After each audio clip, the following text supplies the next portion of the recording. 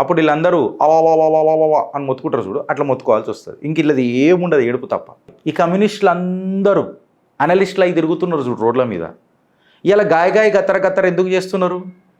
అసలైన సిసలైన మతలబ్ చెప్తా ఇప్పుడు ఇన్నుండ్రి. FCRA అమెండ్మెంట్ బిల్లు వల్ల ఈ అనలిస్టులు అని చెప్పుకునే ఈ కమ్యూనిస్టులు అందరూ రోడ్ల మీద పంచాయతీలు చేస్తున్నారు.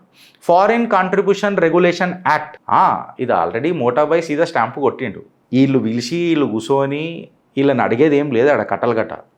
కాకపోతే అందులో ఒక క్రీ ప్రొవిజన్ ఏం పెట్టిండంటే, నువ్వు లంగలొచ్చే దందలు చేసి పైసలు తెచ్చినావు కదా దేశానికి, అవు తెచ్చినావు, ఏం చేస్తావు అని అంటుండే. అప్పుడు గుంజుకుంటా అని అనేది ఒక మాట తీసుకొచ్చిండు. గుంజుకొని నా దగ్గర పెట్టుకుంటా.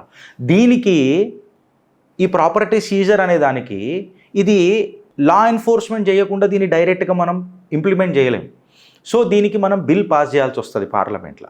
అందుకే మోటాబాయిల మీద కనికరించిండు. చల్ బక్స్ దియా, చల్ బిల్ ఆ రహా హూం, క్యా ఉకాడతా ఉకాడ్, ఏం బిక్తావు పీక్ అని చెప్పిండు. ఇది ఒక non constitutional legislation, simple majority కావాలా.